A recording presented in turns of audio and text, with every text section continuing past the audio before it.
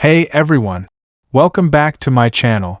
How to change language on Snapchat, mobile tutorial. The tutorial starts by opening the Snapchat app and directing you to your profile page.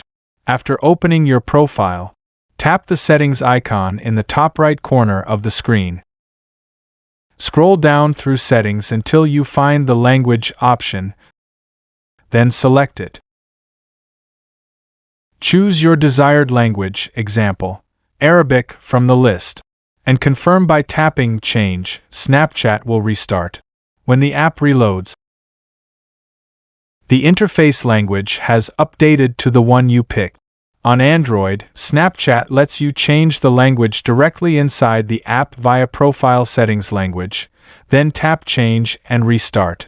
On iOS, changing the app's language usually involves adjusting your device's language settings first. The creator asks users to like and subscribe if the fix helped.